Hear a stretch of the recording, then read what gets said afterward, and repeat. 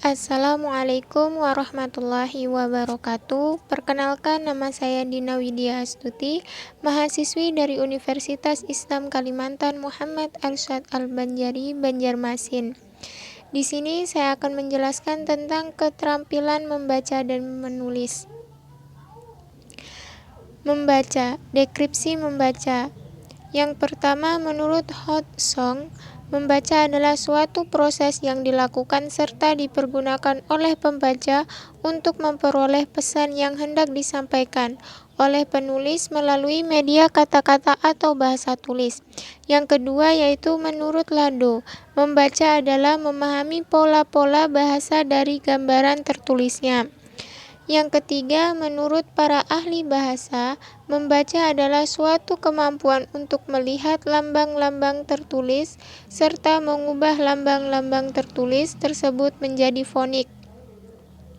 Suatu metode pengajaran membaca ucapan ejaan berdasarkan interpretasi fonetik terhadap ejaan biasa, menjadi atau menuju membaca lisan. Yang keempat, menurut Tarigan, membaca adalah suatu proses yang dilakukan serta dipergunakan oleh pembaca untuk memperoleh pesan yang hendak disampaikan oleh penulis melalui media kata-kata atau bahasa tulis. Yang kelima, menurut Anderson, membaca adalah suatu proses penyadaian kembali dan pembacaan sandi, berlainan dengan berbicara dan menulis, yang justru melibatkan penyandaian. Sebuah aspek pembacaan sandi adalah menghubungkan kata-kata tulis dengan makna bahasa lisan yang mencakup pengubahan tulisan atau cetakan menjadi bunyi yang bermakna.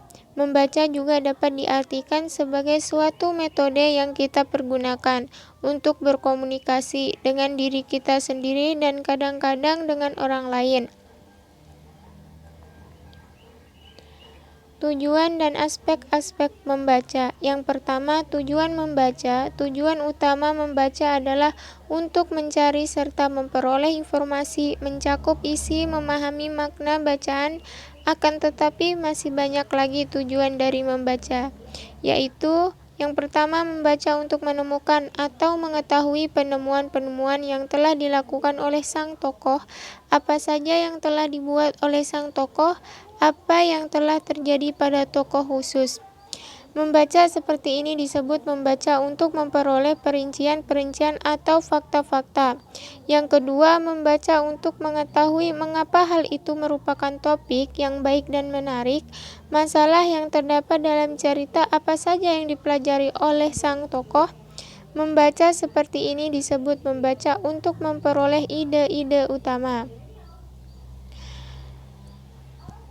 Yang kedua, aspek-aspek membaca. Secara garis besarnya terdapat dua aspek penting dalam membaca, yaitu yang pertama, keterampilan yang bersifat mekanis yang dapat dianggap berada pada urutan yang lebih rendah. Aspek ini mencakup yang pertama, pengenalan bentuk huruf, yang kedua, pengenalan unsur-unsur linguistik, yang ketiga, pengenalan hubungan atau korespondensi, pola ejaan atau bunyi, yang keempat, ketepatan membaca bertaraf lambat. Yang kedua yaitu keterampilan yang bersifat pemahaman yang dapat dianggap berada pada urutan yang lebih tinggi. Aspek ini mencakup yang pertama, memahami pengertian sederhana, yang kedua, memahami signifikan atau makna, yang ketiga, evaluasi atau penilaian isi dan bentuk, yang keempat, kecepatan membaca yang fleksibel. Jenis-jenis keterampilan membaca. Yang pertama, membaca nyaring. Membaca nyaring adalah suatu aktivitas atau kegiatan yang merupakan alat bagi guru murid ataupun pembaca bersama-sama dengan orang lain atau pendengar untuk menangkap serta memahami informasi, pikiran, dan perasaan seseorang pengarang. Yang kedua, membaca dalam hati. Pada saat membaca dalam hati, kita hanya mempergunakan ingatan visual yang melibatkan pengaktifan mata dan ingatan. Tujuan membaca dalam hati adalah untuk memperoleh informasi. Membaca dalam hati dibagi menjadi dua, yaitu yang pertama, membaca ekstensif. Membaca ekstensif berarti membaca secara luas, objeknya meliputi sebanyak mungkin, teks dalam waktu yang sesingkat mungkin. Tujuan dan tuntutan kegiatan membaca ekstensif adalah untuk memahami isi yang penting-penting dengan cepat dan dengan demikian membaca secara efisien dapat terlaksana. Membaca ekstensif ini meliputi pula yang pertama membaca survei, yang kedua membaca sekilas, yang ketiga membaca dangkal. Yang kedua membaca intensif. Membaca intensif adalah studi seksama, telaah, teliti, dan penanganan terperinci yang dilaksanakan di dalam kelas terhadap suatu tugas yang pendek, kira-kira 2-4 halaman setiap hari. Yang termasuk ke dalam kelompok membaca intensif ialah yang pertama membaca telaah isi, membaca teliti, membaca pemahaman.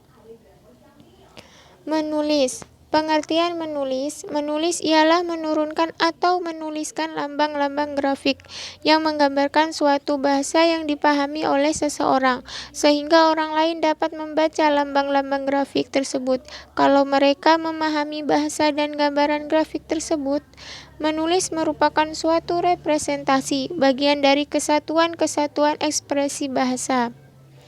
Fungsi menulis. Pada prinsipnya, fungsi utama dari tulisan adalah sebagai alat komunikasi yang tidak langsung. Menulis sangat penting bagi pendidikan karena memudahkan para pelajar berpikir, juga dapat menolong kita berpikir kritis, juga dapat mempermudahkan kita merasakan hubungan-hubungan, memperdalam daya tangkap atau persepsi kita, memecahkan masalah-masalah yang kita hadapi, menyusun urutan bagi pengalaman.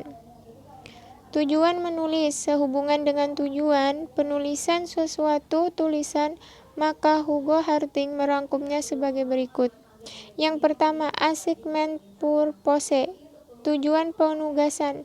Tujuan penugasan ini sebenarnya tidak mempunyai tujuan sama sekali. Penulis menulis sesuatu karena ditugaskan, bukan atas kemauan sendiri.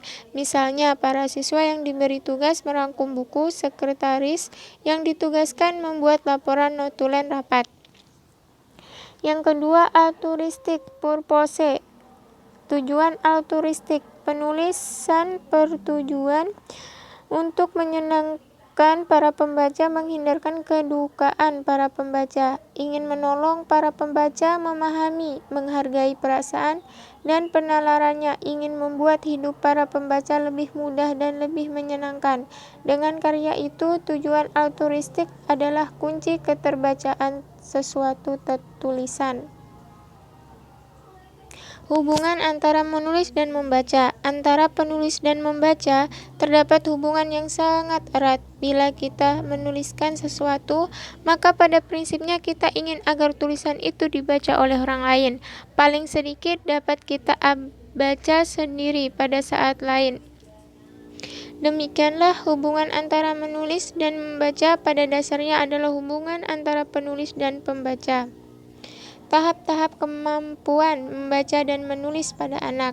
Pada era globalisasi seperti sekarang ini telah terjadi kemajuan yang sangat pesat pada bidang teknologi informasi. Kemajuan itu menuntut dukungan budaya baca tulis, yaitu perwujudan perilaku yang mencakup kemampuan, kebiasaan, kegemaran, dan kebutuhan baca tulis. Kesimpulannya, membaca adalah suatu proses yang dilakukan serta dipergunakan oleh pembaca untuk memperoleh pesan yang hendak disampaikan oleh penulis melalui media kata-kata atau bahasa tulis. Tujuan